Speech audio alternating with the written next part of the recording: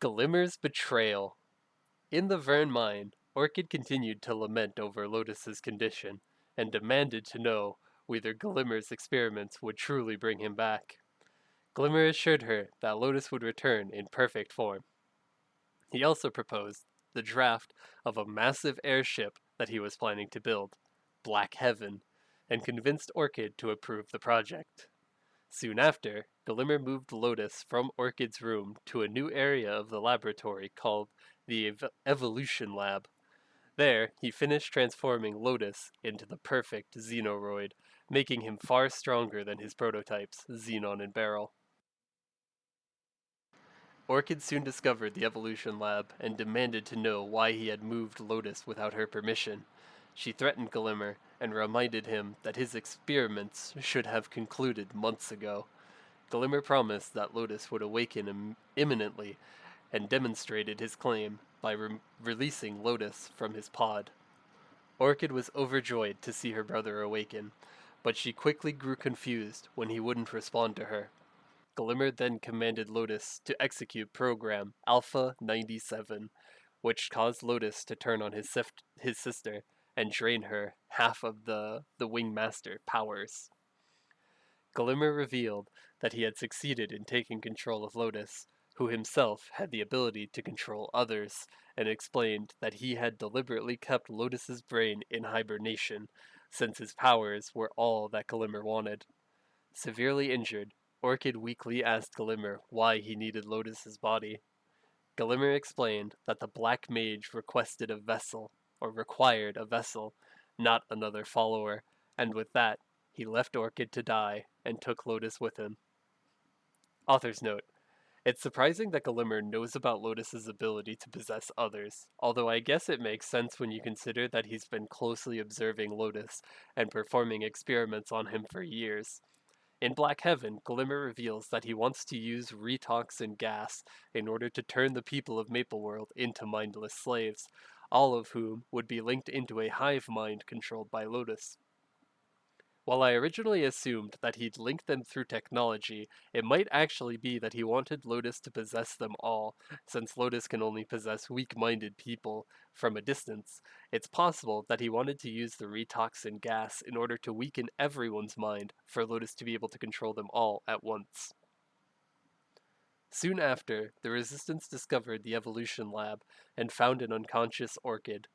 Checky took Orchid into custody and brought her back to the Secret Plaza, where they nursed her back to health in order to interrogate her. However, Orchid's condition was still too fragile, and so Claudine mobilized the Alliance in order to assess the situation. An Alliance member arrived at the Secret Plaza, where Claudine explained what had happened and asked them to investigate the Evolution Lab in order to find out what Gelimer was plotting. In the Evolution Lab, the Alliance member activated a machine which caused a hologram of Lotus to appear and explained the purpose of the evolution system. Just then, Claudine reached out to the Alliance member and gave them an emergency summons. Back at the Secret Plaza, she explained that they had accidentally allowed Orchid to escape, as they had underestimated her abilities in her injured state. The Alliance member suspected that she was at the Evolution Lab, and so Claudine gave them permission to follow her, though she warned them not to approach her, as she was still a commander. The Alliance member found Orchid at the Evolution Lab, speaking with the Lotus hologram. She quickly realized that he was an AI created by Gelimer and grew angry, causing the last remnants of her Wingmaster power to manifest. The AI detected Orchid as a threat and attacked her, immediately knocking her out. The Alliance member took her back to the Secret Plaza, where Claudine treated her. She explained that though she had done all that she could medically, Orchid had fallen into a coma. Just then, Belle arrived from the Evolution Lab and explained her findings. She told them that the evolution system had evolved by itself without any changes to its internal systems, and begrudgingly admitted that Gelimer was a genius, despite how much it pained her to say. She explained that the system was capable of making its own judgments, allowing it to evolve into a stronger model of its own. Having recognized Orchid as a strong enemy, it had enhanced its own systems to accommodate.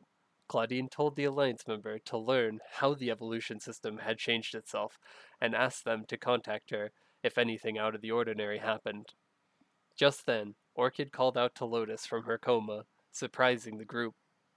Far away, Lotus shed a tear for the sister whom he had been forced to turn against.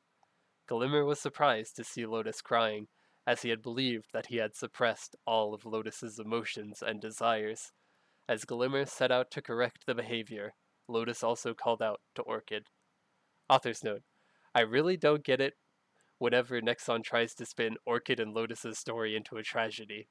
The first time that I did Black Heaven, I got so confused about why they were playing sad music for me when Lotus died. I don't see how they can have Orchid and Lotus be sociopathic terrorists that killed and subjugated untold millions, and then expect me to actually care whenever something bad happens to them. I can completely sympathize with characters like Damien, who were tortured as a child and had his agency taken away. But Orchid and Lotus were completely in control of their actions from the beginning, and at no point do they show the slightest bit of remorse for what they've done.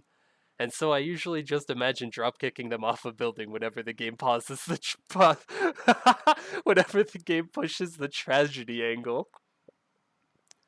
As the Alliance continued to use the evolution system in order to learn about it, the system recorded the combat data of countless Alliance members and imprinted it onto Lotus in order to have him analyze and enhance his own battle algorithms, thus making him even stronger. Soon after, Gelimer sought out the commanders and presented Lotus's enhanced body to them, claiming that it would be the perfect vessel for the Black Mage to inhabit. Though the commanders were plainly aware of Gelimer's hidden agenda, they nevertheless accepted him into their ranks in order to use his talents, though they refused to make him a full commander. With the support of the commanders, and free from Orchid's oversight, Gelimer was in the perfect position to achieve his goals unobstructed. Author's note: the Black Heaven storyline reveals that Gelimer used the completion of Black Heaven to negotiate for a position as a commander, which would mean that he probably only spent like 2 days with his new title before he died at the end of the blockbuster.